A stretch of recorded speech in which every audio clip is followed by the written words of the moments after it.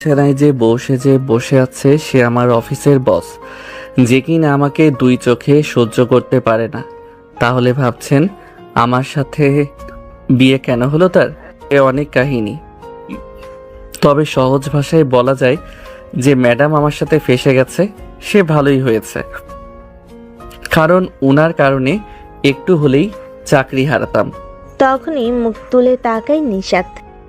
আমি তোমাকে স্বামীর অধিকার দিতে পারবো না, ভুলে যেও না আমি তোমার বস।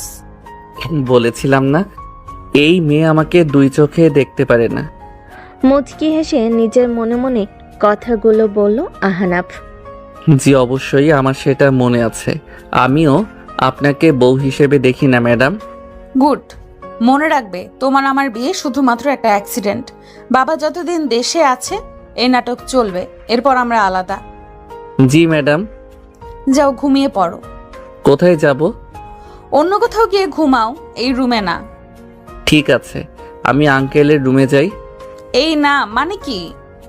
আসলে আমি আবার একা ঘুমাতে পারি না, আর আঙ্কেলও তো একা। আর অন্য রুম তো শুনলাম গোছানো নেই। সব মিলিয়ে আপনিও এই রুমে রাখবেন না, তাই আঙ্কেলের রুমেই যাই। কোথাও লাগবে না যাওয়া, রুমেই ঘুমাও নিচে। এই ঠান্ডায় আপনি তো আবার এসি দিয়ে রুমকে সাউথ পোল বানিয়ে রাখেন। নিশাত বিরক্ত হয়ে একটা কম্বল আর বালিশ ছুঁড়ে দেয় তার দিকে। আহনাফ হেসে ফুলরে বিছানা করে শুয়ে পড়ে। হঠাৎ চোখ পড়ে নিশাতের দিকে। কি মিষ্টি দেখতে মেয়েটা, কিন্তু ভেতর থেকে একটা ঝালমরিচ। অফিসে সবসময় বকার উপর রাখতো, এবার তো বাসায়ও একসাথে।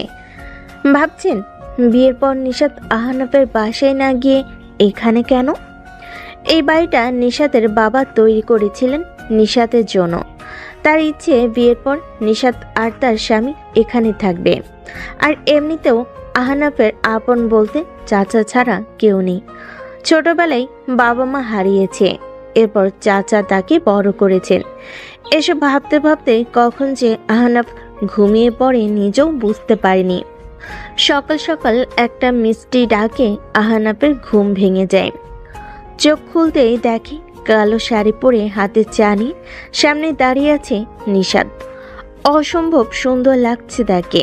কতক্ষণ অবাক হয়ে তাকিয়ে থাকে আহনাফ। উঠবেন না? উঠুন, আর ঘুমাতে হবে না, নিন চা। আহনাফ ভালোভাবে তাকিয়ে দেখে দরজার কাছে নিশাতের বাবা। আচ্ছা, তাহলে এই জন্য এই নাটক করছে? নিশাতের এই সুন্দর কথার ধরন দেখে নিশাতের বাবা হেসে সেখান থেকে চলে যায়।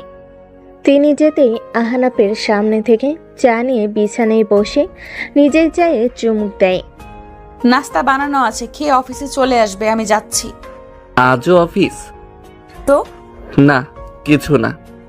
বলে নিশাত তৈরি হতে চলে যায়। আহনাফ উঠে ফ্রেশ হয়ে নাস্তার জন্য বেরিয়ে দেখে নিশাত চলে গেছে। নিশাত আজ ও অফিস গেল। আসলে আমি বলেছি আজ কিছু গুরুত্বপূর্ণ কাজ আছে। ছুটি তো পরেও নেওয়া যাবে, তাই না? নিশাতের বাবা মাথা নাড়ে। নাস্তা করে রেডি হয়ে আহনাফ অফিসের গেটে যেতে দারোয়ান তাকে থামায়। কি হলো? ম্যাডামের আদেশ, কেউ দেরি করলে 20 মিনিট গেটের বাইরে দাঁড়া করিয়ে রাখতে। আরে ম্যাডামকে বলো আমি এসেছি। এই আদেশ শুধু আপনার জন্যই, আমার কিছু করার নেই। বলে দারোয়ান ভেতরের দিকে চলে যায়। এই রোদের মধ্যে দাঁড়িয়ে থাকে আহনাফ। কি গরম পড়েছে। 30 মিনিট হতেই দারোয়ান গেট খুলে দেয়। আহনাফ দ্রুত ভেতরে গিয়ে নিজের ডেস্কে গিয়ে কাজ শুরু করে। রোদে থাকার ফলে ঘেমে অবস্থা নাজেহাল তার। হঠাৎ পাশ থেকে তার কলিগ হেনা বলে ওঠে, কি ব্যাপার আজ এত লেট আর ঘেমে কেন? ও কিছু না, আসলে বাইরে যা রোদ। ঠিক আছো? তখন নিশাত এসে, অফিসে গল্প করার জন্য আসোনি তোমরা, আর তুমি লেট করে এসেও এত গল্প কিসের? Sorry ma'am. কাজ শেষ করে আমার সাথে দেখা করুন মিস্টার আহনাফ। ঠিক আছে ম্যাম। নিশাত কেবিনে চলে যায়। আহনাফ যত দ্রুত পারে কাজ শেষ করে ছুটে যায় কেবিনে। কেবিনে গিয়ে দেখে নিশাত রাগে চোখে তাকিয়ে আছে। আহনাফ গিয়ে বসবে, কিন্তু তার আগেই, আমি বসতে বলিনি, দাঁড়িয়ে থাকো। জি ম্যাম। আহনাব ফাইলগুলো নিশাতের দিকে বাড়িয়ে দেয়। নিশাত ফাইল দেখতে থাকে আর আহনাব দাঁড়িয়ে তা দেখতে থাকে। সব ঠিক আছে। ধন্যবাদ। যাও, আমি আরো ফাইল পাঠাচ্ছি, শেষ করো। আরও? কোনো সমস্যা? না না। যাও। আহনাব মাথা নিচু করে বেরিয়ে যায়। সে যেতেই নিশাত মুচকি হাসে। সারাদিন অফিসের কাজ শেষ করে ছুটির পর গেটের সামনে যেতে দেখে গাড়ি নিয়ে অপেক্ষা করছে নিশাত। এটা দেখে অবাক হয়ে যায় আহনাব। গাড়ির দিকে এগিয়ে আসে সে। উঠে বসো। আমি চাই না আমরা দুজন আলাদাভাবে বাসায় যাই, আর বাবা সেটা নিয়ে কিছু ভাবুক। আচ্ছা। আহনাব উঠে বসে গাড়িতে। বাসে এসে আহনাব সোফায় হেলান দিয়ে বসে। নিশাত ফ্রেশ হয়ে এসে দেখে আহনাব সোফায় ঘুমিয়ে আছে। সারাদিন যা চাপ গেছে তার উপর এটা দেখে কোথাও না কোথাও নিশাতের একটু খারাপ লাগে। এসিটা ছেড়ে দিয়ে একটা কাঁথা আহনাবের গায়ে দিয়ে রান্নাঘরে চলে যায় নিশাত। ঘুম থেকে উঠে দেখে রাত 8টা বাজে আর নিজের গায়ে কাঁথা দেখে একটু অবাক হয়ে যায় আহনাব। উঠে ফ্রেশ হয়ে রান্নাঘরে গিয়ে দেখে নিশাত টেবিলের উপর মাথা ফেলে ঘুমিয়ে আছে, কিন্তু চুলার দিকে তাকিয়ে আহনাব আটকে উঠে রান্না পুড়ে গেছে। আহনাব দ্রুত ছুটে গিয়ে চুলা বন্ধ করে সব নামায়। নিশাতের বাবা বাইরে গেছেন, কিন্তু রান্না তো সব পুড়ে গেছে। খাবে কি তাহলে? নিশাতকে ডাকতেও ইচ্ছে করছে না। সারাদিন কাজের চাপ হয়তো বেশি গেছে তার উপর, তাই নিশাতকে না ডেকে নিজেই খাবার রান্না বসে। রান্নার হাত বেশ পাকা তার। পছন্দের কাজের মধ্যে রান্নাও আছে। রান্না বসিয়ে রুমে গিয়ে পুরো রুম গুছিয়ে নেয় সে। আহনাব বেশ গোছানো ছেলে, আর অন্যদিকে নিশাত শুধু নিজের জন্যই যত্নশীল। নিশাত ঘুম থেকে উঠে পুরো বাড়ি অন্ধকার। ঘুটঘুটে অন্ধকারে কিছুই দেখা যাচ্ছে না, কিন্তু আলো নেই কেন? আর আহনাব কোথায়? ফোন হাতে নিয়ে এদিক ওদিক দেখতে থাকে নিশাত। দোতলার জানালায় গিয়ে তার গায়ে কাটা দেয়। বাড়ির ঠিক বাইরে কিছু বড় গাছ, যা দেখেই কারোর ভয়ে শরীর ঠান্ডা হয়ে যাবে।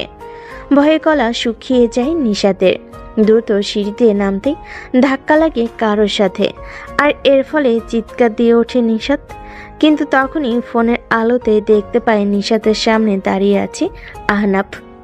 আহনাবকে দেখে যেন নিশাতের দেহে প্রাণ ফিরে আসে, আর ভয়ে ভয়ে আহনাবকেই নিশাত জড়িয়ে ধরে। আহনাব হতবাক হয়ে যায়। নিশাতকে কান্না করতে আগে দেখেনি সে। নিশাত মেয়েটা সাহসী বলে জেনে এসেছে সে। তখনই আলো ফিরে আসে। আমি আসবো? বাবার কণ্ঠ শুনে নিশাতের হুঁশ ফিরে আসে।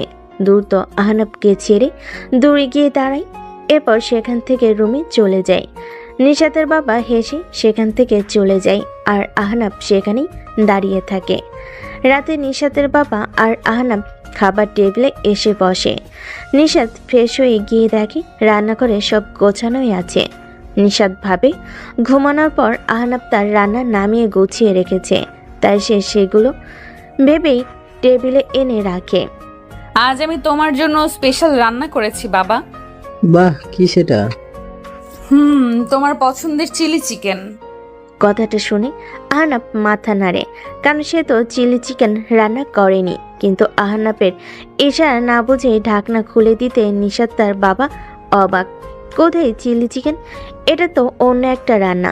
নিশাত অবাক হয়ে তাকিয়ে থাকে। আচ্ছা মা, রান্না তুই নিজে করছিস তো? বলে তিনি আহনাফের দিকে তাকাই। আহনাফ নিশাতের দিকে তাকিয়ে আছে। নিশাতও ভুরু কুচকিয়ে তাকিয়ে আছে। আহনাফ বুঝতে পারছে আর রাতে তার খবর আছে। খাবারের সময় নিশাত বারবার আর চোখে তাকাচ্ছিল আহনাফের দিকে। এতেই গলা শুকিয়ে যাচ্ছিল আহনাফের। কোনোভাবে খাবার শেষ করে রুমে গিয়ে বসে আহনাফ।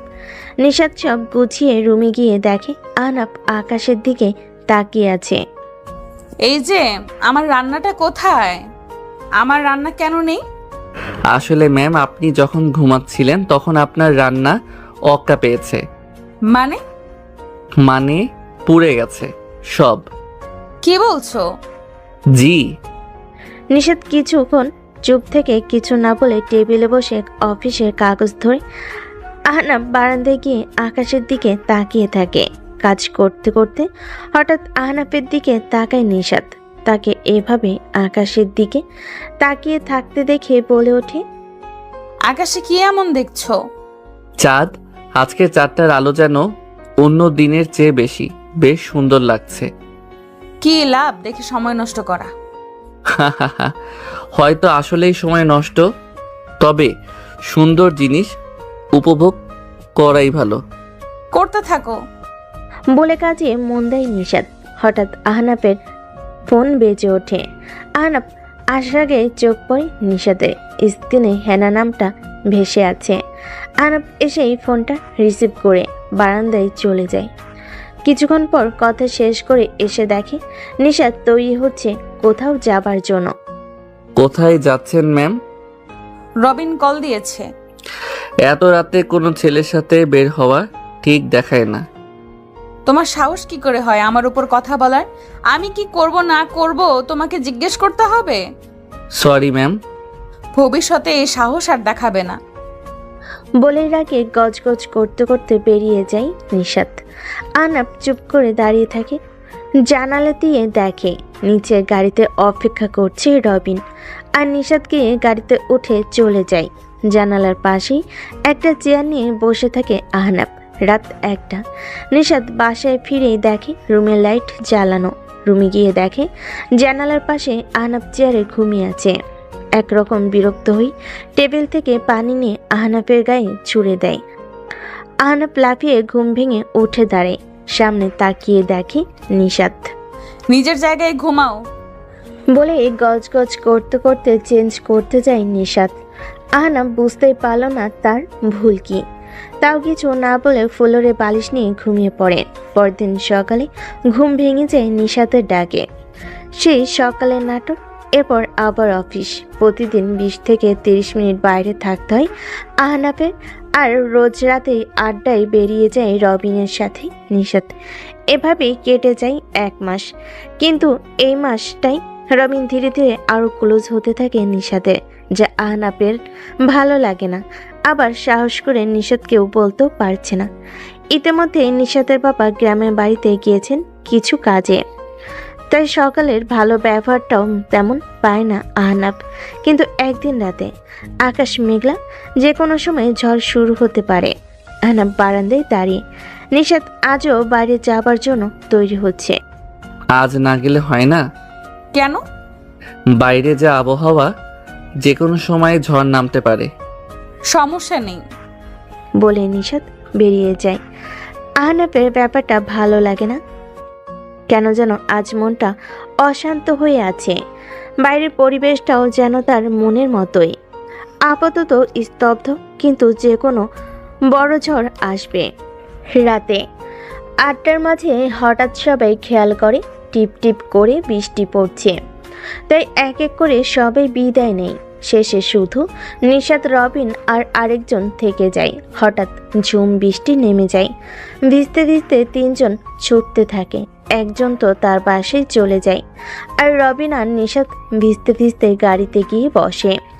নিশাত ব্যাগ থেকে রুমাল বের করে চুল আর মাথা মুছতে মুছতে বাইরের দিকে তাকিয়ে থাকে। কিন্তু রবিনের চোখ নিশাতের দেহের উপর। ভেজা নিশাতকে যেন আরও বেশি মোহনীয় লাগছে। নিজের উপর নিয়ন্ত্রণ হারিয়ে এগিয়ে যায় নিশাতের ঠোঁটের দিকে। নিশাত আচমকা ব্যাপারটা লক্ষ্য করে ধাক্কা দিয়ে তাকে দূরে সরিয়ে গালের চর বসিয়ে দেয়। তোমার মাথা ঠিক আছে? এই কি করছিস এসব? কিন্তু রবিন তখন এসব শোনার পাত্র নয়। ঝাঁপিয়ে পড়ে নিশাতের উপর। নিশাত কোনোভাবে তাকে ধাক্কা দিয়ে গাড়ি থেকে বেরিয়ে ছুটতে থাকে। আচ্ছা, বুঝতে পারছি কেন আহনাফ বারবার না করত। সুযোগ পেলে কেউ ছাড়বে। কান্না করতে করতে ছুটতে থাকে নিশাত। পেছনে রবিনও আসছে ভেবে ভয়ে তার গলা শুকিয়ে যায়। একদিকে রাত 2টা বেজে গেছে, এখনো নিশাতের খোঁজ নেই। তাই চিন্তায় আহনাফের ভালো লাগছে না। হঠাৎ ফোন বেজে উঠতেই ছুটিকে ফোন হাতে নিয়ে দেখে নিশাতের কল। ফোন রিসিভ করতেই শুনতে পায় ওপার থেকে নিশাতের ভারী কান্নার শব্দ। নিশাত কিছু বলতে পারছে না, শুধু কান্না করছে। ম্যাম, আপনি কান্না করছেন কেন? ঠিক আছেন? আমি আসছি। কোথায় আছেন? আসছি আমি। কিছু বুঝতে না পেরে যেভাবে আছে সেভাবে বেরিয়ে পড়ে আহনাব, কিন্তু ছুটে বাড়ির গেটের সামনে আসতে দেখে গেটের সামনে চাউনি নিচে হেলান দিয়ে মাথা গুটিয়ে কাঁদছে নিশাত। আহনাব তার সামনে বসতে নিশাত মুখ তুলে তাকায়। আমাকে ক্ষমা করে দাও, আমি আর রাতে বাইরে যাব না। কান্না জড়িত কথাগুলো ঠিক যেন আহনাবের বুকে লাগে, কিন্তু কি হয়েছে তার, আর কেনই বা নিশাত এসব বলছে? রুমে ফিরে নিশাত কিছু না বলে শাওরে চলে যায়। আহনাব কিছু বুঝতে না পেরে চুপচাপ অপেক্ষা করে। কিছুক্ষণ পর বেরিয়ে আসে নিশাত। আহনাবের দিকে তাকিয়ে দেখে আহনাব যেন কিছু জানার জন্য আগ্রহ নিয়ে বসে আছে। রাতে খেয়েছো? নিশাতের কথাটা শুনে আহনাব অবাক হয়ে তাকিয়ে থাকে। এই প্রথম নিশাত তার খোঁজ নিল খেয়েছে কিনা। আহনাবের মুখে একটা হাসি ফুটে ওঠে। না, এখনো খাইনি। আচ্ছা টেবিলে বসো, আমি খাবার নিয়ে আসছি। আহনাব মাথা নেড়ে উঠে গিয়ে টেবিলে বসে। নিশাত খাবার এনে বেড়ে দেয়। আহনাব যেন কোনো স্বপ্ন দেখছে, অবাক চোখে তাকিয়ে থাকে নিশাতের দিকে। এই স্বপ্ন কখনো শেষ না হলেই যেন সে খুশি। কাল একটা অনুষ্ঠানে যেতে হবে, যাবে? কোথায়? আমার একটা কাছের আপুর কোম্পানির ব্রাঞ্চ ওপেনিং। আমি গিয়ে করব? ফিরতে রাত হবে আমার, তুমি না গেলে একাই ফিরতে হবে। না না, আমি যাব। নিশাত মাথা নেড়ে খাবার শেষ করে উঠে যায়। আহনাব খুশিতে নেচে ওঠে। পরের দিন বিকেল, আহনাব ঘুমিয়েছিল। হঠাৎ কেউ তার গায়ে ধাক্কা দেয়। ধাক্কা খেয়ে উঠে লাফিয়ে দেখে সামনে নিশাত একটা কালো শাড়ি পরে আছে, খোলা চুল। আহনাব হা করে তাকিয়ে থাকে। মেয়েটা পরীর থেকে কম না। হা করে তাকিয়ে না থেকে উঠে ফ্রেশ হয়ে রেডি হয়ে নাও, এই স্যুটটা পরো। আহনাব তাকিয়ে দেখে একটা কালো স্যুট রাখা পাশে। আহনাব তুরত গিয়ে ফ্রেশ হয়ে তৈরি হয়ে নেয়। রেডি হয়ে এসে দেখে গাড়িতে নিশাত অপেক্ষা করছে, কিন্তু সে পাশের সিটে, এমনিতেই ড্রাইভার সিটে বসে। আহনাব কি দাঁড়ের সামনে। আজ গাড়ি তুমি চালাও। জি ম্যাম। আহনাব দ্রুত গাড়িতে উঠে বসে। বেশিক্ষণ লাগলো না পৌঁছাতে। সেখানে পৌঁছাতেই নিশাত সবার সাথে আলাপ করতে যায়, আর আহনাব খাবার স্টেশনে চলে যায়। খাদ্যপ্রিয় মানুষ সে। নিশাত কথা বলছিল সবার সাথে। তখনই আপু, আমাদের দেখলে না? নিশাত ঘুরে তাকিয়ে দেখে আনোয়ার আর মিম দাঁড়িয়ে আছে, পুরনো বন্ধু। আরে তোমরা এত দেরি কেন? আর বলবেন না, ওর তৈরি হতে এত সময় লাগলো। মোটেও না আপু। আচ্ছা হলো হলো। তামিম, মেহেদি, ফারিয়া সবাই ওদিকে আছে, চলো। বাহ, ওরা এলো আর আমাকে বললো না? মাত্র এলাম আমরা। এখানে সবাই আছে কিন্তু একজনই মিসিং। না, ওই তো এসে গেছে। কথাটা শুনে নিশাত তাকিয়ে দেখে গেট দিয়ে প্রবেশ করতেই সে। নিশাত ছুটে গিয়ে সামনে দাঁড়ায়। নিশাতকে দেখে হাসি মুখে তাকায় হায়া। কেমন আছো আপু? এই তো, তুমি? শুনলাম বিয়ে করেছ। তোমার উপর রাগ আমি, তুমি আসোনি। সরি রে, আসলে এখন তো সব একাই সামলাতে হয়, তাই আর কি। ঠিক আছে, চলো সবাই ওখানে। আমাকে এখন আবার একটু বের হতে হবে। কেন আপু? আজ কয় তারিখ? আজ তো তারিখটা মনে করতে নিশাতের মুখটা মলিন হয়ে যায়। হায়ার দিকে তাকিয়ে দেখে তার মুখেও একটা মলিন হাসি। আপু চলো, আমিও যাব। না, তুমি থাকো। না আপু, চলো। তখনই পাশে এগিয়ে আসে আহনাব, কিন্তু নিশাত তাকে থামিয়ে দেয়। তুমি থাকো, আমরা একটু পরেই ফিরে আসবো। ঠিক আছে ম্যাম। নিশাত আর হায়া গাড়িতে উঠে যেতে থাকে অজানা স্থানের দিকে। দেখতে দেখতে একটা বছর হয়ে গেল আপু। তোমাদের জন্য একটা বছর আমার কাছে যেন এক যোগ। কিন্তু আমি এখনো জানি না কেন হলো এমনটা। সব ঠিক ছিল আর এক মুহূর্তে সব শেষ। আমরা ওর হাসির ভেতরে লুকিয়ে থাকা কষ্ট বুঝতে পারিনি। জানো, এখন খুব ঘৃণা হয় নিজের উপর। প্রথমে পরিবার, এরপর কাছের মানুষ, বন্ধু বান্ধব, এরপর আমিও। কেউ বুঝতে পারেনি ও ধীরে ধীরে আমাদের থেকে দূরে যাচ্ছে। বুঝতে পারিনি ওর হাসিটা মিথ্যে ছিল। নিশাত তাকিয়ে দেখে হায়ের চোখে পানি গাল পেয়ে বুক দিয়ে নেমেছে। নিশাত চুপ করে থাকে। আমাকে এত ভালোবাসা দিয়ে রেখেছিল যে আমি সেটার জন্য বুঝতেই পারিনি ওর ভিতরে কি চলছে। আর সে রাতে যখন ওই কলটা আসলো, সবটা শেষ। বলতেই গাড়ি থামায় নিশাত। হায়া মাথার কাপড় দিয়ে গাড়ি থেকে নামে। রাস্তার পাশে কাঁচা রাস্তা ধরে একটু এগিয়ে যেতেই একটা বড় গাছ, আর তার নিচেই একটা কবর। আজও আকাশে ঝড়ো ভাব, বিদ্যুৎ চমকাচ্ছে বারবার। নিশাত দূর থেকে তাকিয়ে দেখে কবরটা জিয়ারত শেষ করে ডুকরে কেঁদে ওঠে হায়া। নিশাত চেয়েও পারছে না থামাতে। কিছুক্ষণ পর হায়া উঠে দাঁড়ায়, ঘুরে হাতটা ধরে। নিশাত গাড়ির দরজা খুলে আর হায়া এসে গাড়িতে বসে। নিশাত গাড়ি চালু দিতেই একটা বাজ পড়ে, আর সেই আলোতেই কবরে কাব্য নামটা স্পষ্ট দেখা যাচ্ছে। নিশাত আর হায়া গাড়ি নিয়ে ফিরে আসে ভ্যানুতে। হায়া মুখ মুছে স্বাভাবিক হয়ে প্রবেশ করে। আড্ডায় বসে সবাই। তা নিশাত, তোমার স্বামী আসেনি? নিশাত কিছুক্ষণ ভেবে উত্তর দেয়। খাবার নিয়ে পড়ে আছে। এটা শুনে সবাই হেসে দেয়। তামিম আনোয়ারার স্বামী হিসেবে কেমন? মোটামুটি। আচ্ছা তাই? সত্যি বলতে আমি নিজেকে অনেক ভাগ্যবতী মনে করি ওকে পেয়ে। ও আমার রান্নার ভুল কখনোই ধরেনি। মাঝে মাঝে খারাপ খারাপ হলেও চুপচাপ খেয়েও আমাকে বলবে না। তবুও আমি নিজেকে বলতে গেলেই শুনবে না। হয়, এমন ছেলেও হয়। নিশাত হায়ার দিকে তাকায়। নিশাতের মনে আছে একবার হায়া আর সে মিটিংয়ে গিয়েছিল, আর সেখানে হায়া যখন বক্তব্য দিচ্ছিল তখন কাব্য একটা চেয়ারে বসে গালে হাত দিয়ে হাসি মুখে মুগ্ধ হয়ে তাকিয়েছিল হায়ার দিকে। এমনকি অফিসের খাবার নিজেই আনতো, হায়া কাজে ব্যস্ত হলে খাইয়েও দিত। হায়া হয়তো এজন্যই কথাটা বলল। নিশাত হায়ার হাতে হাত রাখলো। হায়া একটা হাসি দিয়ে তার দিকে তাকায়। আর এমন ছেলেদের অনুভূতি অনেক গভীর হয়, বুঝতে পারার আগে মাঝে মাঝে হারিয়ে যায়। হায়া আস্তে আস্তে বলে, যা নিশাত শুনতে পায়। নিশাত ঘাড় ঘুরিয়ে তাকিয়ে দেখে আহনাফ চেয়ারে দুপা ভাঁজ করে বসে খাবার খাচ্ছে। নিশাত কিছু একটা আজ করতে পেরে দ্রুত উঠে এক গ্লাস পানি নিয়ে আহনাফের পেছনে গিয়ে দাঁড়ায়। কয়েক সেকেন্ডের মধ্যেই আহনাফের গলায় খাবার আটকে যায়। সে তো পানি আনেনি, কিন্তু পেছন থেকে গ্লাসটা বাড়িয়ে দেয়। আহনাফ দ্রুত পানি খেয়ে হাঁপ ছেড়ে বাঁচে। নিশাতের দিকে তাকিয়ে দেখে নিশাত মাথা নেড়ে সেখান থেকে হেঁটে যায়। নিশাত গিয়ে সবাই সহ খেতে বসে। তোমার হাজবেন্ডকে ডাকবে না? ও আগে খেয়ে নিয়েছে, এখন ডাকলেও খেতে পারবে না। কিন্তু তখনই পেছনে আহনাফ হাজির, বলে, আমি কখন বসবো খেতে? কথাটা শুনে সবাই হাঁ করে তাকিয়ে থাকে। বিশেষ করে নিশাত বড় বড় চোখ করে তাকিয়ে থাকে। আপনি আরো খাবেন? হ্যাঁ, তখন নাস্তা করলাম। আরে নিশাত, সমস্যা কি? বসো ভাই। 1 মিনিট। নিশাত ব্যাগ থেকে একটা ইনো বের করে পানিতে গুলে আহনাফকে দেয়। এটা আগে শেষ করে নাও, তারপর কিছুক্ষণ রেস্ট, তারপর খাবে।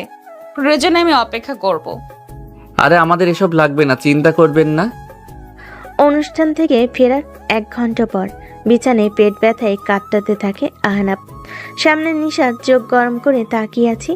আহনাফের এবার কি হবে? আহনাফ ভয়ে ভয়ে নিশাতের দিকে তাকায়। নিশাত কিছুক্ষণ চোখ গরম করে তাকিয়ে মাথা নেড়ে উঠে রুম থেকে বেরিয়ে যায়। আহনাফ চুপ করে শুয়ে থাকে। তখনই আবার নিশাত কিছু মেডিসিন নিয়ে এসে আহনাফের সামনে বসে। এক এক করে 2টো ট্যাবলেট আহনাফের হাতে ধরিয়ে দেয়, পানির গ্লাস সহ। এগুলো সহ খেয়ে নাও। জি। নিশাত উঠে চেঞ্জ করতে চলে যায়। পরের দিন নিশাত একাই অফিসে চলে যায়। আহনাফকে বলে যায় যেন বিছানা থেকেও না ওঠে। সকাল থেকে একা থাকতে থাকতে আহনাফ বিরক্ত হয়ে যায়। দুপুর হয়ে আসতেই ভাবলো একটু হেঁটে আসবে, কিন্তু বিছানা থেকে বাইরে পা রাখতে কারোর একটা ছায়া দরজায় পড়ে। আহনাফ তাকিয়ে দেখে নিশাত অফিস থেকে ফিরে রুমের দরজায় দাঁড়িয়ে আছে। আমি তোমাকে না করেছিলাম উঠতে। Sorry ma'am. আমি রান্না করে নিচ্ছি, তোমার কিছু চাই? না না, ঠিক আছি আমি। ঠিক আছে। নিশাত রান্না করতে চলে যায়। হঠাৎ নিশাতের পরিবর্তন দেখে আহনাফ অবাক আবার খুশিও। দুপুরে রান্না শেষ করে খাবার সোজা রুমেই নিয়ে আসে নিশাত। বেশ ভালো খাবার, ঝাল ছাড়া। খাবার শেষ করে নিশাত অফিসের কাজে বসে। তখনই আহনাফ উঠে দাঁড়ায় তার সামনে। কিছু বলবে? আসলে সব বন্ধুরা আজ দেখা করার কথা, আমি যাই। পেটের ব্যথা? এখন নেই তো। আচ্ছা, কিন্তু 9টার আগে ফিরবে। মাত্র 9টা? ঠিক আছে ম্যাম। বলে আহনাফ তৈরি হয়ে নেয় বের হতে। দাঁড়াও। নিশাতের ডাকে দরজায় থমকে যায় আহনাফ। নিশাত উঠে ব্যাগ থেকে একটা ঘড়ির বক্স বের করে ঘড়িটা আহনাফের হাতে পরিয়ে দেয়। আহনাফ অবাক, কারণ এটা সেই ঘড়ি যা সে গতরাতে অনলাইনে দেখেছে আর তার খুব পছন্দ হয়েছিল, কিন্তু দাম বেশি, তাই আর ভাবিনি এই ব্যাপারে। এত দামি ঘড়ি আর নিশাত জানলো কিভাবে? ঠিক 9টার আগে ফিরবে। বলেই নিশাত নিজের জায়গায় গিয়ে বসে। ঠিক আছে, আসি আমি। রাত 8:45। আহনাফ এখনো বাসায় আসেনি। খাবার টেবিলে খাবার সাজিয়ে বসে আছে নিশাত। এখনো আহনাফের খোঁজ নেই। নিশাত উঠে বাদবাকি কিছু কাজ সেরে নেয়। রাত 9:27। এখনো আহনাফ আসেনি। রাত 10:37। টেবিলে ঘুমিয়ে পড়েছিল নিশাত। উঠে দেখে আহনাফ এখনো আসেনি। এবার চিন্তা বাঁধে মনে, কিন্তু তখনই ফোন বাজে তার। দ্রুত ফোন হাতে নিয়ে দেখে আহনাফের কল। কানে নিতে শুনতে পায়। হ্যালো, কে? আহনাফের বস বলছেন? আসলে ম্যাম, ওর পরিবারের তো কেউ নেই। ওর বাসায় ফেরার সময় রাস্তায় অ্যাক্সিডেন্ট করেছে। আমরা ওকে সিটি হসপিটালে নিয়ে এসেছি। আপনার কাছে ওর আপন কারোর নাম্বার থাকলে জানিয়ে দিন। বলেই কল কেটে যায়। স্তব্ধ হয়ে যায় নিশাত। সময় নষ্ট না করে দ্রুত গাড়িতে উঠে রওনা দেয়। খুব খারাপ লাগছে তার। হঠাৎ আয়নার দিকে তাকাতে অবাক হয়ে যায়। তার চোখ ভেজা। আহনাফের জন্য, কিন্তু কেন? এসব ভাবতে ভাবতেই নিশাত হসপিটালে পৌঁছায়। দ্রুত ভেতরে গিয়ে খোঁজ নেই। কেবিনের সামনে এসে দেখে আহনাফের বন্ধুরা দাঁড়িয়ে আছে। তাকে দেখে সবাই একটু এগিয়ে আসে। ম্যাম, আপনি ওর বস না? ওর কি পরিবারে কেউ আসেনি? মানে ওর চাচা আর আপন কেউ? নিশাত রেগে আছে প্রচুর। রেগে বলল, আমাকে এত পরে কেন কল দিলে? সবার আগে কেন না? ম্যাম, ওর ফোনে আমাদের নাম্বার বাদে শুধু 2টো নাম্বার ছিল। ওর চাচা আর বস, মানে আপনার। মানে এই ব্যাপারে অফিসের বস কি করবে, তাই আমরা ও ঠিক আছে। জি ম্যাম, ও একটু জন্য বেঁচে গেছে। ও প্রায় ট্র্যাকের সামনে চলে গিয়েছিল, কিন্তু কেউ একজন ওকে অন্যদিক থেকে টান দেয়। এরপর আমরা গিয়ে দেখি ওর মাথা ফেটে অজ্ঞান হয়ে পড়ে আছে। এরপর আমরা এখানে নিয়ে এলাম। এখনও অজ্ঞান। ডাক্তার বলল কিছুক্ষণের মধ্যে জ্ঞান ফিরবে। নিশাত কেবিনের দরজা খুলে ভিতর গিয়ে আহনাফের পাশে বসে। চোখ মুছে নিজেকে সামলে নেয়। বাইরে থেকে তাদের থেকে আহনাফের ফোনটা নিয়ে এসেছে সে। ফোনে আসলেই তার নাম্বার বস দিয়ে সেট করা। নিশাত একবার আহনাফের দিকে তাকিয়ে নাম্বারটা বস থেকে বউ নাম লিখে সেট করে দেয়। কিছুক্ষণের মধ্যে আহনাফের জ্ঞান ফিরে আসে। আহনাফ তাকিয়ে দেখে সব বন্ধুরা তাকে ঘিরে ধরে আছে। এখন ভালো লাগছে? হ্যাঁ। আপনারা চাইলে ওনাকে বাসায় নিয়ে যেতে পারেন। ওনার গুরুতর কিছু হয়নি, শুধু খেয়াল রাখবেন মাথায় যেন চাপ না লাগে। ঠিক আছে ডাক্তার। কিছুক্ষণ বিশ্রাম নিয়ে আহনাফ ওঠে। ফোন হাতে নিয়ে দেখে রাত 3টা বেজে গেছে। এই সময় ডাক্তার। কিছু ভাবার আগেই তাকিয়ে দেখে কেবিনের সামনে ডাক্তারের সাথে কথা বলছে নিশাত। বুকের ভেতর ধক করে ওঠে তার। কথা শেষ করে কেবিনে আসে নিশাত। নিশাত আহনাফের দিকে একবারও তাকায়নি, বরং তার বন্ধুদের বলে যেন তারা সহ আহনাফকে গাড়িতে নিয়ে আসে। বাইরেই গাড়ি বলে নিশাত বেরিয়ে গাড়িতে এসে বসে। আহনাফ এসে সামনে বসে। তার সাথে 3 বন্ধু পিছনে ছিটে। নিশাত গাড়ি চালাতে শুরু করে। বাহ আহনাফ, তোর বস খুব ভালো। আহনাফ তাকিয়ে দেখে নিশাত যেন প্রচন্ড রেগে আছে। হ্যাঁ বস, আমি। ও খুব ভালো কাজ করে, তাই বস হয়ে ওর কেয়ার করি। বস তো তাই। আহনাফ বুঝতেই পারল না কেন সে একটা কথাই এতবার বস উচ্চারণ করলো। একে একে সবাইকে নামিয়ে দিয়ে বাসায় ফিরে আসে নিশাত আর আহনাব। বাসায় ফিরে রুমে গিয়ে একটা বালিশ নিয়ে অন্য রুমে চলে যায় নিশাত। আহনাব কিছুই বুঝতে পারল না। পরের দিন সকালে উঠে দেখে নিশাত আগেই বেরিয়ে গেছে অফিসের জন্য। আহনাব দ্রুত এই অবস্থাতেও তৈরি হয়ে অফিসের জন্য বেরিয়ে যায়। অফিসে যাবার সময় কাল রাতের কথা মনে ভেসে ওঠে। ট্রাক তার দিকে ছুটে আসছিল, তখন একটা হাত তাকে টান দিয়ে সরিয়ে নেয়। তার মুখ সে দেখেনি, শুধু চোখ জোড়ে দেখেছে। মুখটা কালো কাপড় দিয়ে ঢাকা, আর কানে এসেছিল অনেকটা পাখির পাখা ঝাপটানোর শব্দ। কে ছিল সে? অফিসে পৌঁছে দেখে সবাই কেমন চুপ হয়ে আছে, আর নিশাতের কেবিন থেকে একরকম ঝগড়ার শব্দ আসছে। আহনাব গিয়ে দেখে রবিন এসেছে। সেই রাত নিয়ে কথা কাটাকাটি করছে নিশাতের সাথে। নিশাত তাকে বারবার বেরিয়ে যেতে বলছে, কিন্তু রবিন মাঝে মাঝে এমন কথা বলছে যে সে হুমকি দিচ্ছে। আহনাব ভেতরে যেতেই রবিন তার দিকে এগিয়ে এসে কলার ধরে ধাক্কা দিয়ে কেবিনে বাইরে ফেলে দেয়। সামান্য কর্মচারী হয়ে আমাদের কথা শোনানোর সাহস কি করে হয়? বলে রবিন দরজা লাগিয়ে দেয়। আহনাব উঠে চেয়ারে বসে মাথা নিচু করে। কয়েক সেকেন্ডের মধ্যেই গেট খুলে রবিনকে ধাক্কা দিয়ে বের করে দেয় নিশাত। রবিন উঠে রেখে নিশাতের দিকে যেতেই কেউ তাকে পেছন থেকে টেনে ধরে। রবিন পেছনে তাকায়। আহনাব তার ঘাট টেনে ধরে আছে। রবিন কিছু বলতে যাবি, তার আগেই এক ঘাসকা টানে সোজা ফ্লোরে ফেলে দেয় আহনাব তাকে। নিশাত অবাক হয়ে তাকিয়ে দেখে আহনাবের মুখ গম্ভীর হয়ে আছে, চোখ কেমন একটা স্তব্ধ হয়েছে, রাগের ভাব স্পষ্ট। তোর এত বড় সাহস! কথা শেষ করার আগেই এক সেকেন্ডের মধ্যে আহনাব ঝুঁকে বসে একদম রবিনের চোখের খুব কাছে। এরপর থেকে ওর কাছে যাবার চেষ্টা করলেও আমার থেকে খারাপ কেউ হবে না। বের হ। রবিনের বুকে ভয় জমে যায়। কোনোভাবে উঠে সে একবার নিশাতের দিকে তাকিয়ে বেরিয়ে যায়। নিশাত আহনাবের দিকে যেতে আহনাব ঘুরে তাকায়। সরি ম্যাম, আমার এটা করা উচিত হয়নি। নিশাত কিছুক্ষণ চুপ করে এরপর মুচকি হেসে সেখান থেকে চলে যায়। আহনাব আর বাকিরা অবাক। আহনাব নিজের চেয়ারে বসতেই সবই এগিয়ে আসে। তোমার রাগী রূপ এমন, তা তো জানা ছিল না। আমিও জানি না কি হলো হঠাৎ। তখন কেবিন থেকে নিশাত ডাক দেয়। আহনাব দ্রুত কেবিনে গিয়ে দেখে নিশাত তার জন্য অপেক্ষা করছে। আহনাব গিয়ে সামনে দাঁড়ায়। আমরা দুপুরেই বাসায় ফিরবো, কাজের চাপ নেই, এখানে বসে থাকো। কিছু কাজ এগিয়ে রাখি। চুপচাপ করে বসো। ধমক খেয়ে চুপ করে বসে থাকে আহনাব। দুপুরে নিশাত কাজ শেষ করে সব গোছাচ্ছিল। আহনাব বের হতে দেখে সবাই কি নিয়ে যেন আলোচনা করছে। আহনাব এগিয়ে যেতেই হেনা উঠে দাঁড়ায়। কাল তোমার প্ল্যান কি? কিসের প্ল্যান? ওমা, জানো না? কাল তো ম্যামের জন্মদিন। কাল? হ্যাঁ, জানো না? তখনই নিশাত বেরিয়ে আসে। তোমার হলো? চলো। আহনা আপনার সাথে যাবে।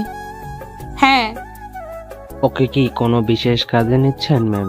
না মানে ওকে দেখতে মনে হচ্ছে অসুস্থ। সেটা আমি দেখবো, তোমরা না।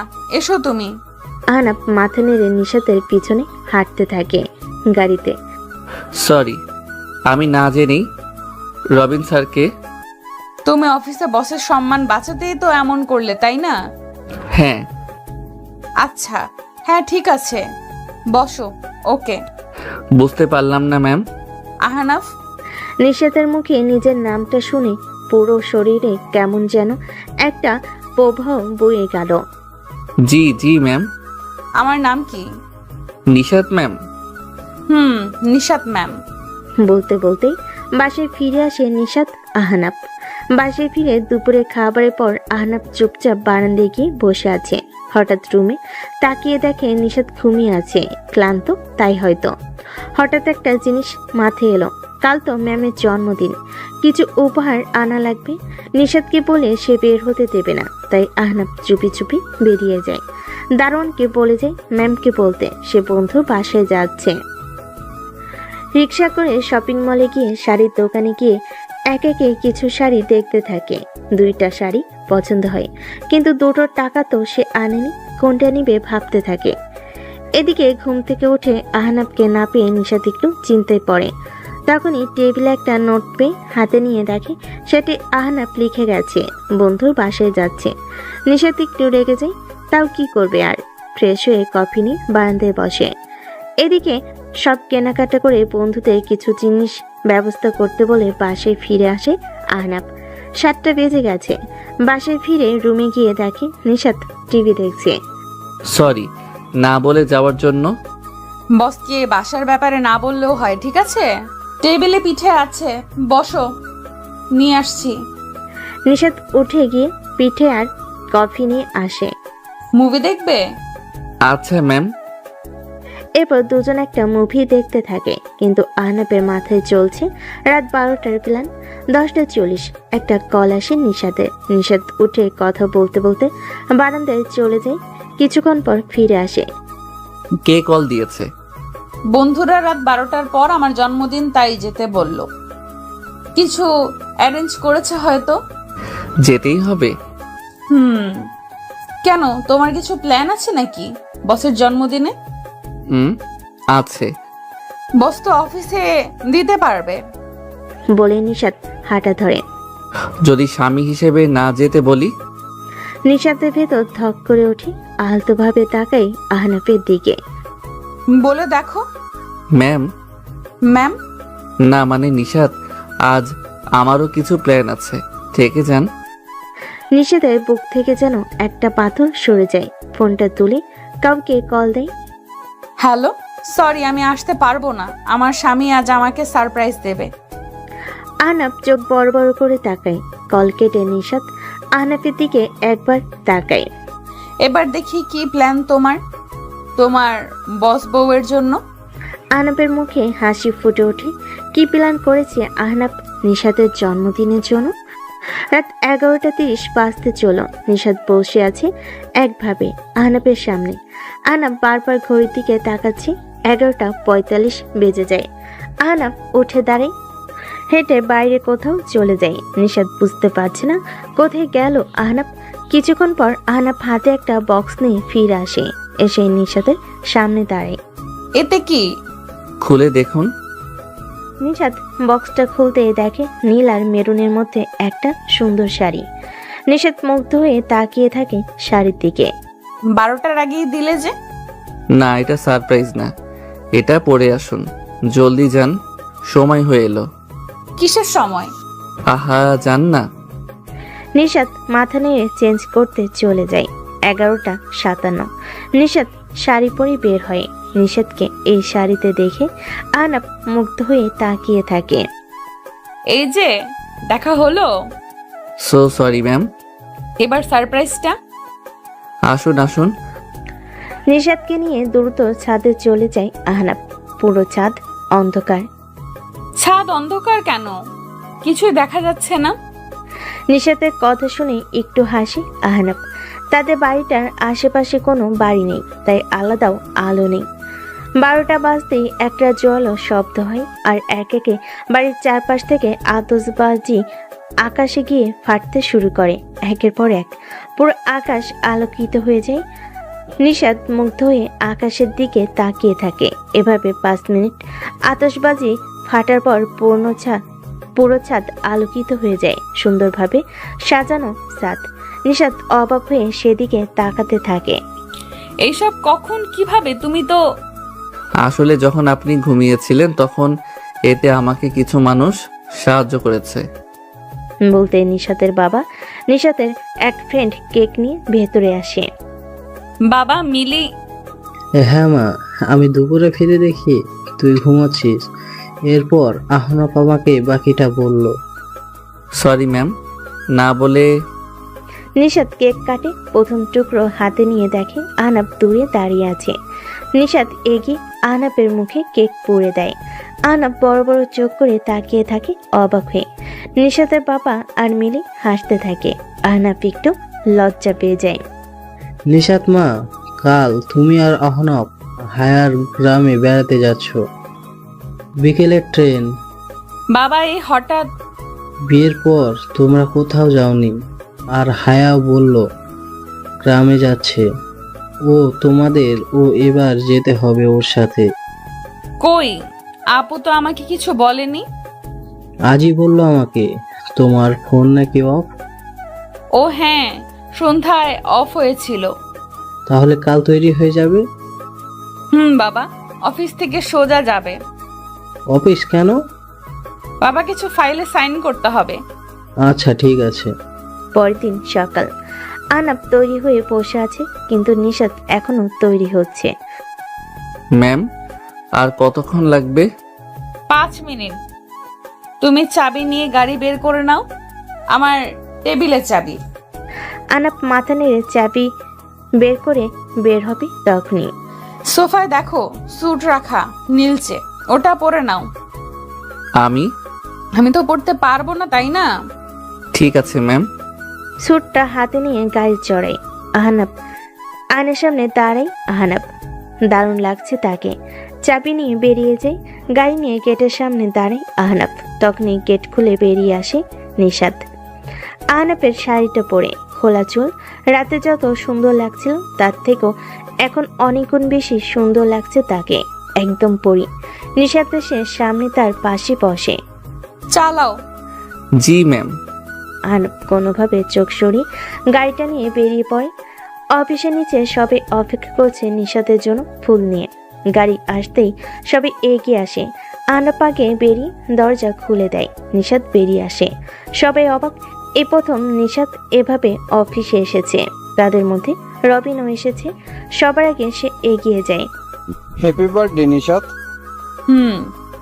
এখনো রেগে আছো? আর তুমি এই সামান্য কর্মচারীর সাথে মিলিয়ে শাড়ি কেন পরলে? আর এই শাড়ি তো বেশ কম দামি। উজ্জ্বল মুখটা হঠাৎ রাগে লাল হয়ে যায় নিশাতের। তবে রাগ চেপে একটা লম্বা নিঃশ্বাস ছেড়ে পাশে দাঁড়ানো আহনাবের হাত আলতোভাবে ধরে। বিয়ের পর এই প্রথম আমার স্বামী আমাকে কিছু উপহার দিয়েছে, সেটা যেমনই হোক আমার জন্য সবচেয়ে মূল্যবান। কথাটা সবাই শুনে অবাক। আর আহনাব যেন সে যেন একটা ঘোরের মধ্যে আছে। তখনই হাতে একটা টান দিয়ে কাছে টেনে নেয় নিশাত। চলো। এরপর সবাই জন্মদিনের শুভেচ্ছা জানাতে থাকে। এরপর সবাই অফিসের ভেতর যায় আর রবিন সেখান থেকে ফিরে যায়। আজ হেনার কেন যেন মন খারাপ, একদম চুপচাপ হয়ে আছে। দুপুরের মধ্যে সব কাজ শেষ করতে নিশাতের কেবিনে কেউ টোকা দেয়। নিশাত তাকিয়ে দেখে হায়া দাঁড়িয়ে আছে। আপু এসো এসো। শুভ জন্মদিন নিশাত বলে একটা উপহারের বক্স এগিয়ে দেয়। ধন্যবাদ আপু। তোমরা তৈরি? হ্যাঁ আপু। চলো তাহলে। ঠিক আছে আপু। নিশাত, হায়া আর আহনাব অফিস থেকে বেরিয়ে যায় আর রওনা দেয়। ট্রেন স্টেশনে এসে নামে তারা। আচ্ছা ম্যাম, আমরা তো গাড়িতেও যেতে পারতাম। মাঝে মাঝে ভিন্ন কিছুর অভিজ্ঞতা নিতে হয়, বুঝলে? জি আপু। নিশাত মুচকি হাসে। ট্রেনে উঠে বসে তিনজন। ট্রেন স্টেশন থেকে বেরিয়ে ছুটতে থাকে আপন গতিতে। টুকটাক গল্প করতে করতে তারা 9টায় পৌঁছে যায় সেই গ্রামের স্টেশনে। আগে নিশাত নেমে দাঁড়ায় স্টেশনে। তাকে দূর থেকে দেখেই কয়েকটা বখাটে এগিয়ে আসে। কি ম্যাডাম, একা নাকি? এগিয়ে দিই। ধীরে ধীরে নিশাতের খুব কাছে চলে আসতে থাকে, কিন্তু হঠাৎ ছেলেগুলোর চোখে ভয় বড় বড় হয়ে যায় আর এক পা দুপা করে পিছিয়ে যেতে থাকে। নিশাত ঘুরে তাকিয়ে দেখে হায়ার ট্রেন থেকে নামছে আর তাকে দেখে ওরা পিছিয়ে যাচ্ছে। কিন্তু কেন? আপু তুমি ওদের চেনো? ওরা মিরাজ। বকেটে ছেলেগুলো একজন এগিয়ে আসে। তোমার হাত ঠিক আছে এখন? হায়ের কথা শুনে নিশাত তাকিয়ে দেখে মিরাজের বাহাতে কবজি কাটা, যেন খুব বাজেভাবে ভেঙে গিয়েছিল। না আপু, বা হাতে কোনো কাজ করতে পারি না। আচ্ছা এখন যাও এখান থেকে, ওরা মেহমান। বলতে ছেলেগুলো সেখান থেকে চলে যায়। তখনই সব ব্যাগ নিয়ে ট্রেন থেকে নামে আহনাব। আপু ওরা তোমার কথা শুনছে কেন? কয়েক বছর আগে তোমার মতো আমাকেও এভাবে বিরক্ত করছিল ওরা। এরপর? তোমার ভাইয়া আমার ঠিক পেছনেই ছিল। আর কি? বুঝতে পেরেছি। কি হয়েছে এখানে? কিছু না। স্টেশন থেকে বেরিয়ে আসতেই দেখে হায়ের জন্য গ্রামের কয়েকজন গাড়ি নিয়ে অপেক্ষা করছে। গাড়িতে উঠে বেরিয়ে যায় স্টেশন থেকে। সারাদিন ট্রেনে থাকার ফলে আহনাব অনেক ক্লান্ত হয়ে যায়, তাই গাড়িতে সে ঘুমিয়ে পড়ে। কিন্তু গাড়ির ঝাঁকানিতে মাথা সোজা রেখে ঘুমানো কঠিন, এটা দেখে নিশাত আহনাবের মাথাটা নিজের কাঁধে রাখে। বাড়ি পৌঁছে আলাদা রুমে চলে যায় নিশাত আহনাব। এখানে এসেও আহনাব ফ্লোরে বালিশ নিয়ে শুয়ে পড়ে। এটা দেখে বিছানা থেকে আরেকটা বালিশ ছুঁড়ে মারে নিশাত। বালিশ মুখে লাগতে লাফিয়ে ওঠে বসে আহনাব। জি ম্যাম। উপরে এসে শুয়ে পড়ো। আপনি নিচে ঘুমাবেন? নিচে ঠান্ডা অনেক। আমি কেন নিচে ঘুমাবো? তাহলে অন্য রুমে। কেন? তো কই ঘুমাবেন? এখানেই। তো আমি কেন যাব? আসতে বলেছি তাই। না মানে। এসো। ধমকে বিছানায় শুয়ে পড়ে আহনাব, তবে মাঝে একটা বালিশ দিয়ে। নিশাত মুচকি হাসে। মাঝরাতে আহনাব জেগে ওঠে একটা ছোঁয়ে। চোখ মেলে তাকিয়ে দেখে নিশাত তাকে জড়িয়ে আছে। আহনাব আটকে উঠতে যাবে, কিন্তু তার আগে নিশাত তাকে শক্ত করে জড়িয়ে ধরে। আহনাব ভেবেছিল নিশাত ঘুমে, কিন্তু এবার বুঝতে পারছে সে ঘুমে নেই। নিশাত এসে আলতো করে আহনাবের গালে চুমু দেয়। আহনাব অবাক হয়ে তাকিয়ে থাকে। ম্যাম আপনি? নিজের বউকে কেউ এভাবে ম্যাম বলে? সত্যি বলতে অনেক কিউট লাগে তোমার এই ম্যাম বলা। আহনাব কিছু বলতে যাবে, তাকে নিশাত তার বুকের উপর ঝুঁকে ঠোঁটে ঠোঁট রেখে দেয়। আহনাবের শরীর ঠান্ডা হয়ে যায়, নিজের অজান্তে চোখ বন্ধ হয়ে যায়, হারিয়ে যায় নিশাতের মাঝে। এদিকে রাতের ট্রেনের জন্য অপেক্ষা করছে রবিন, অন্যদিকে হাসপাতালে। আর কতদিন ঘুমিয়ে থাকবে ডাক্তার? বলা যাচ্ছে না, তবে ওর অবস্থা উন্নতি হয়েছে। 1 বছরের বেশি সময় হয়ে গেল, ওকে জাগিয়ে তুলুন। আমরা চেষ্টা করছি। সকালে ঘুম ভেঙে যেতেই আহনাব লক্ষ্য করে নিশাত তার বুকের উপর ঘুমিয়ে আছে। হুট করে উঠতে গেলে নিশাতের ঘুম ভেঙে যায়। নিশাত নিজেকে আহনাবের বুকে পেয়ে একটু লজ্জা পায়, কিন্তু নিজেকে সামলে বুকে শুয়ে চোখ কষলে আহনাবের দিকে তাকায়। কটা বাজে? 9টা। এ বাবা, এতক্ষণ ঘুমানো ঠিক হয়নি, ওঠো। কাল রাত আসলে। চুপ, ফ্রেশ হয়ে এসো। আহনাব মাথা নেড়ে উঠে চলে যায়। নিশাত হেসে বেরিয়ে যায়। আহনাব ফ্রেশ হয়ে এসে দেখে নিশাত তার জন্য পাঞ্জাবি বের করে গেছে। পাঞ্জাবি পরে বের হতে তখনই ফোন বেজে ওঠে।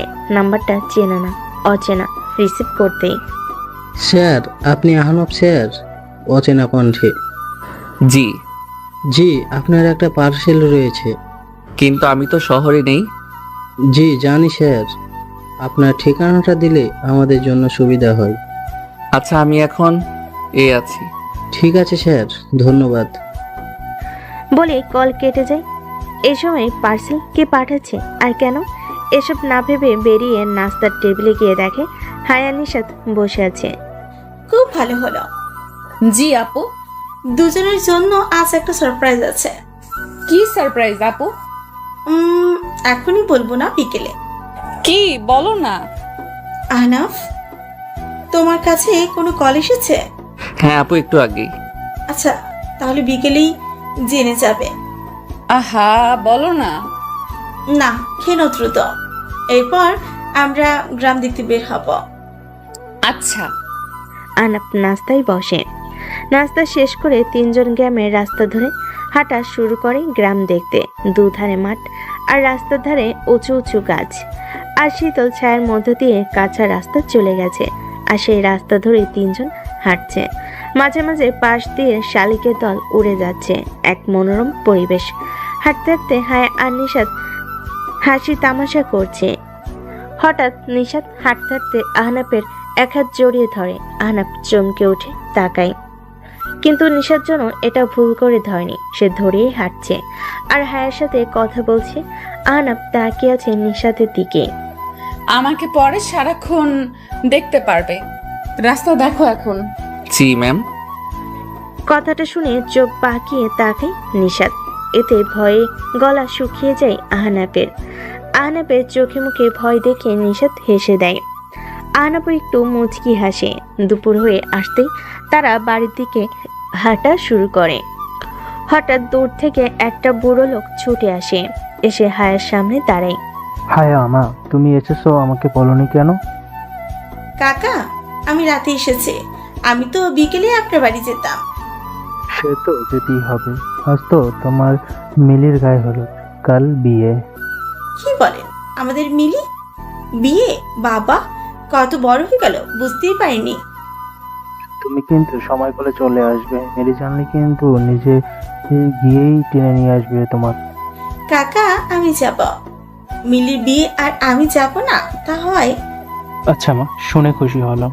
এখন চাই, অনেক কাজ তো মা, মেয়ের বাবা তো।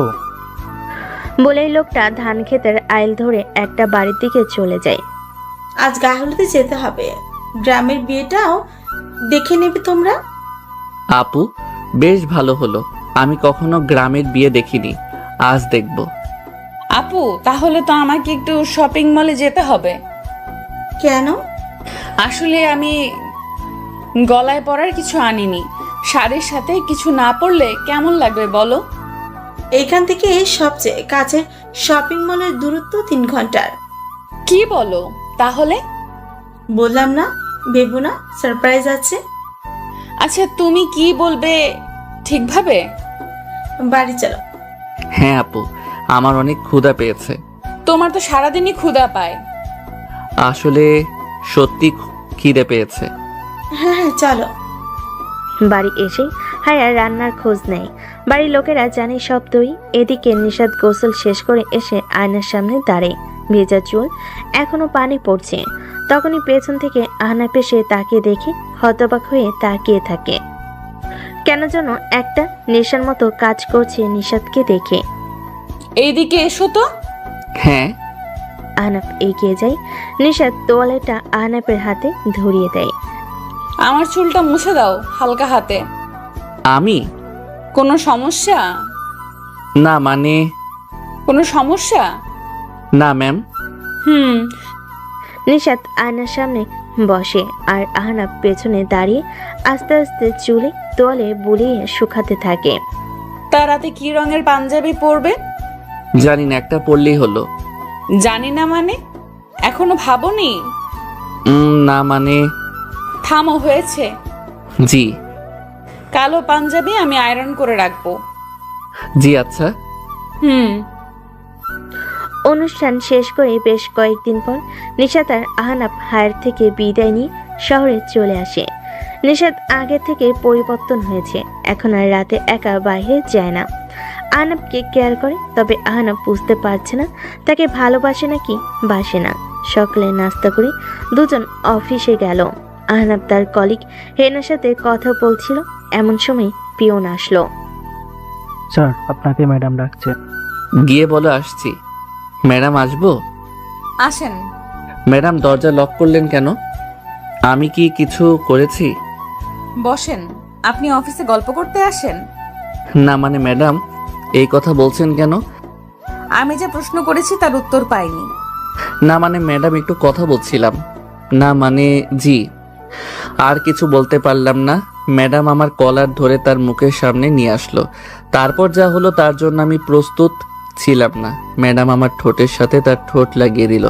পাক্কা 5 মিনিট পর ছেড়ে দিয়ে দুজন হাঁপাচ্ছি। আর আমি ভাবছি এই মেয়ে আমার সাথে এটা কি করলো। আমার ভাবনার মাঝে হঠাৎ ম্যাডাম বলল, কই, আমার সাথে তো বলেন না। তুই এরপর থেকে যদি ওই মেয়ের সাথে কথা বলিস তাহলে তোর একদিন কি আমার একদিন। আমি কোনো কথা বললাম না। তারপর ম্যাডাম আবারও বলল, এখন আমার সামনে বসে থাক। আমি বলে দিচ্ছি কাল থেকে আপনার সিট আমার পাশে করে দিতে। আমি তো অবাক, এই মেয়ে বলে কি? আমি স্বপ্ন দেখছি না তো? আমার ভাবনার মাঝে আবারও বলল, এত অবাকের কিছু নাই। আর হ্যাঁ, কথা বলার জন্য আমি আছি। Okay madam. ম্যাডাম কাজ করছে আর আমি তাকে দেখছি। আজ অনেক সুন্দর লাগছে ম্যাডামকে। আমি এক ধ্যানে তাকিয়ে আছি। এর ভিতর লাঞ্চের সময় হয়ে গেছে, তাই ম্যাডাম আমাকে ডাকলো। আমাকে দেখার জন্য সারা রাত পড়ে আছে। আসো, লাঞ্চ করে আসি। আপনি একটু আগে যে জিনিস খাওয়াইলেন তাতে আর খিদে থাকে? কিছু বললে? না, আমি কিছু বলিনি। আচ্ছা তাহলে চলো। আমি আর ম্যাডাম অফিসের পাশে একটা রেস্টুরেন্টে আসলাম। খাবার অর্ডার দিল। খাবার খেয়ে অফিসে চলে আসলাম। আজকে এভাবেই দিনটা কেটে গেল। অফিস শেষ করে দুজনে বাসায় ফিরলাম। আমি ফ্রেশ হয়ে বসে মোবাইলে ফেসবুকে ঢুকলাম। হঠাৎ ম্যাডাম রুমে এসে বলল, তোমার মোবাইলটা দাও তো। কেন? আমি দিতে বলেছি। আমি ম্যাডামকে ফোনটা দিলাম। ম্যাডাম ফোন নিয়ে বলল, তোমার ফেসবুক ইনস্টাগ্রাম পাসওয়ার্ডটা দাও তো। কেন? আমি পাসওয়ার্ড দিব কেন? তোরা তো মেয়েদের সাথে কি, আমি তোর বউ, তুই একমাত্র আমার। অন্য কারোর সাথে কথা বললে তোর একদিন আমার যা লাগে। দে পাসওয়ার্ড দে। এইভাবে কেউ মারে? ভালোভাবে বললেই দিয়ে দিতাম। গুন্ডি কোথাকার। কিছু বললে? না, এই নেন। তারপর আমার ফেসবুক ডিটেকটিভ করে নতুন একটা অ্যাকাউন্ট করে দিল। আমি তার হাতের থাপ্পড় খেয়ে আবুলের মতো বসে আছি আর ভাবছি এই মেয়ে আসলে চাইটা কি। হঠাৎ ম্যাডাম রুমে এসে বলল, চলো খাবে। না, আমার খিদে নেই। আমি বলছি খাবে মানে খাবে। সব আমার কথা মতো হবে নাকি? হ্যাঁ, সব আমার কথা মতো হবে। এই কথা বলে ম্যাডাম আমার কলার ধরে ঠোঁটে ঠোঁট মিলিয়ে দিল। কিছুক্ষণ পর ছেড়ে দিয়ে দিল। আমি তার দিকে তাকাতেই দেখলাম লজ্জাই হয়ে গেছে সব। সেই করে আবার সেই লজ্জা পায়। তারপর বলল, আমি তোর বউ, তুই আমার কথা শুনবি না কার কথা শুনবি? আচ্ছা ম্যাডাম। আমি তো ম্যাডামই। নেক্সট টাইম যদি ম্যাডাম বলো তাহলে খবর আছে। তাহলে কি বলবো? আমি তোর বউ, তাই নিশাত বলে ডাকবি। আচ্ছা। চলো খেতে চলো। আমার খিদে নেই। আহালে আমার বাবুটা রাগ করেছে। রাগ করো না, আমি তোমার 5টা না 10টা না একটা মাত্র বউ। আমার উপর রাগ করো না। রাতে আদর দিমনে। চলো এখন খাবে। তারপর ম্যাডাম আর আমি ডিনার শেষ করে রুমে আসলাম। আমি নিচে ফ্লোরে বিছানা করছিলাম, তখন বউ আসলো। তুমি এটা কি করছো? ঘুমাবো, বেড ঠিক করছি। না, তুমি এখানে ঘুমাবে না। তাহলে? উপরে আমার সাথে ঘুমাবে। কিন্তু কোনো চিন্তা নয়। তারপর আমি আর কোনো কথা না বলে খাটের এক কর্নারে গিয়ে অন্যদিকে তাকিয়ে শুয়ে আছি। এরপর নিশাত আমার পেছন থেকে জড়িয়ে ধরলো। এসব কি হচ্ছে? তুমি এভাবে জড়িয়ে ধরছো কেন? আমার না কোলবালিশ জড়ায় ধরে ঘুমানোর অভ্যাস। তাহলে তুমি ও পাশে কোলবালিশ আছে, সেটাকে জড়িয়ে ধরে ঘুমাই।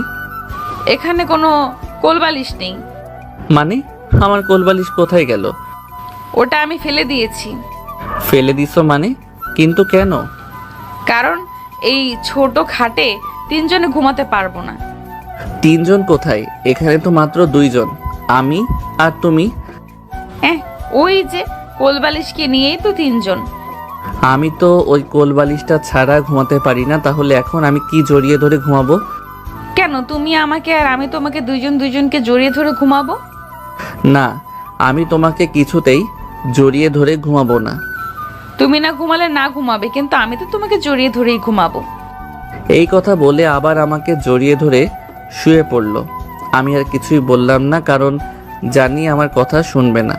আমারও মন চাচ্ছে ওকে ভালোবেসে বুকে জড়িয়ে নিতে, কিন্তু কেন জানি না একটা বাধা অনুভব করছি। আজ সারা দিনটা যে কিভাবে কেটে গেল বুঝতেই পারিনি। আর আমাকে যে মেনে নিয়েছে এটা তো আমার কাছে স্বপ্নের মতো মনে হচ্ছে।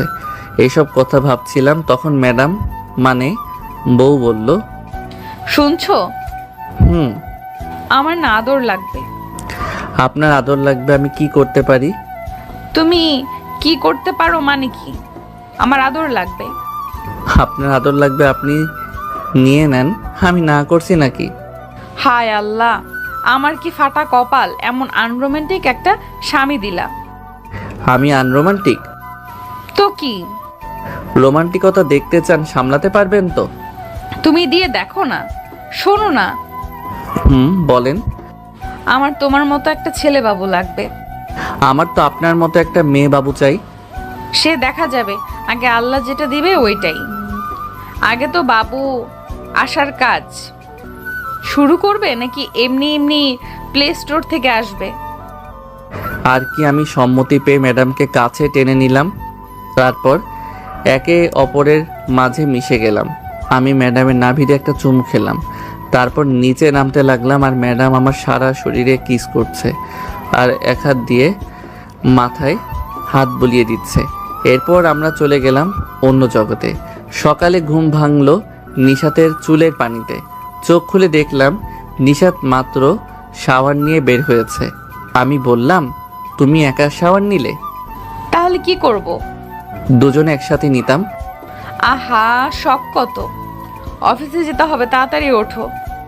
এতদিন পর বউকে কাছে পেলাম, আর বউ কিনা আনরোমান্টিক। হায় আল্লাহ। রাতে দেখা যাবে কত দূর পারো। এখন রেডি হয়ে নাও, অফিস যাব। নিশাত ওর ফোনে আমার আইডি লগ ইন করে সোজা আগে মেসেঞ্জারে ঢুকলো। এই মেয়েদের শুধু একটাই কাজ, একটু কারোর সাথে কথাও বলতে দেবে না। আল্লাহ জানে যে এখন কি হতে চলেছে। আগে দু একটা মেয়ের সাথে এমনি কথা বলতাম, যদি এটা মাইন্ড করে তাহলে আমি শেষ। ও ফোনের দিকে একবার তাকাচ্ছে আর আমার দিকে একবার তাকাচ্ছে। ভাব ভালো না, ও দেখুক। ততক্ষণে বারান্দায় থেকে ঘুরে আসি, না হলে এখানে থাকলে আমি শেষ। তাই টুক করে বারান্দায় চলে আসলাম। নীলা একদিকে ফোনের মেসেজগুলো দেখে রেগে আগুন। শালার হারামি একটা, আমি থাকতেও অন্য মেয়ের সাথে কথা বলা। দাঁড়া, দেখাচ্ছি তোর মজা। আরে কই গেল হারামিটা? গেল কোথায়? নিশ্চয়ই কেটে পড়েছে। দাঁড়া, যাবি কোথায়? তোকে এমন পেটাবো না যে কথা বলা ভুলে যাবি। আবার কখ থেকে শেখাবো। তবে গেল কোথায়? বারান্দায় গেছে মনে হয়। এই যে এখানে বসলাম। আজকে আয়, তোকে কুচি কুচি করে কেটে আলুর সাথে ভাজি করে রুটি দিয়ে খাবো। কিছুক্ষণ পরে আমি আস্তে আস্তে রুমে ঢুকলো। দেখলাম নিশাত বসে আছে খাটে, হাতে অসহায় ফোনটাকে ধরে আছে। আমিও যখন খুব অসহায়, কি ঘটতে চলেছে আমার সাথে কে জানে। মাথা নিচু করে একটু একটু করে নীলার দিকে এগিয়ে গেলাম। নিশাত আমাকে দেখেই দাঁড়িয়ে গেল। নিশাতের চোখ লাল হয়ে গেছে। ও রেগে গেলে এমনটা হয়। আমার ফোনটা খাটে ছুঁড়ে ফেলে দিল, তারপর আমার সামনে আসলো আর ঠাস ঠাস। দেখেন তো আপনারা, গালটা কোনো দিকে বাঁকা হয়ে গেল নাকি? মনে হয় হয়নি, ঠিকই আছে। মেয়েদের হাতে এত পাওয়ার আগে জানলে রুমেই আসতাম না, আর মাইরও খেতাম না। দুই গালে দুই হাত রেখে দাঁড়িয়ে আছি, না জানি আবার দেয় নাকি, তাই আর রিস্ক নিলাম না। হাত সরাচ্ছি না। নীলার আগে সুরেই বলল, এসব কি? কোন সব? এই যে এতগুলো মেয়ের সাথে কিসের কথা? ও তো অনেক আগে বলেছিলাম। সেই কবে? আমার ভালো করেই মনে নেই। কথা বলতে বলেছি? তুমি তো জিজ্ঞাসা করেছো। করেছি। তাই তোমার কি? আইডি ডিঅ্যাক্টিভেট করো এক্ষুনি। এত স্বাদের আইডি নষ্ট করব? আর সেটা এক্ষুনি। আচ্ছা। নিশাতের রাগ চরমে, তাই যা করতে বলছে চুপচাপ করাই ভালো। ছোট বাচ্চার মতো কথা মতো কাজ করলাম। আইডি বাতিল। নিশাত আমার সামনে এসে হাত দিয়ে আমার হাত সরিয়ে নিল গাল থেকে। মনে হয় লাল হয়ে গেছে। হাত সরিয়ে আমার গালে হাত রেখে আলতো করে ছুঁয়ে দিচ্ছে। ওর চোখে পানি। বুঝতে পারছি না কি হলো আবার। এই তো এক্ষুনি রেগেছিল, এখন আবার চোখে পানি কেন? আবার কোনো ভুল করে ফেললাম নাকি? আবার কি করলাম রে বাবা? নীলাকে বললাম, আবার কিছু কি করে ফেললাম? কাঁদছো কেন? কিছু না, তোমার খুব লেগেছে তাই না? কই না তো। গালটা লাল হয়ে গেছে, সরি। আরে কিছুই হয়নি, তুমি কান্না থামাও। তুমি চাইলে আমাকে মারতে পারো। কি সব বলছো? খুব ব্যথা করছে? একদম না। তাহলে এমন ফুলে গেছে কেন? মিথ্যা বলছো কেন? জানি অনেক ব্যথা লাগছে, আমার মাথা কাজ করছিল না। আসলে তোমাকে আমি আর কাউকে পেতে দিতে চাই না, তুমি শুধুই আমার। আমি জানি সোনা, আর কখনো কারোর সাথে কথা বলবো না, প্রমিস। এইদিকে আসো, একটু বরফ লাগিয়ে দেই। না, ওসব লাগবে না। কিছু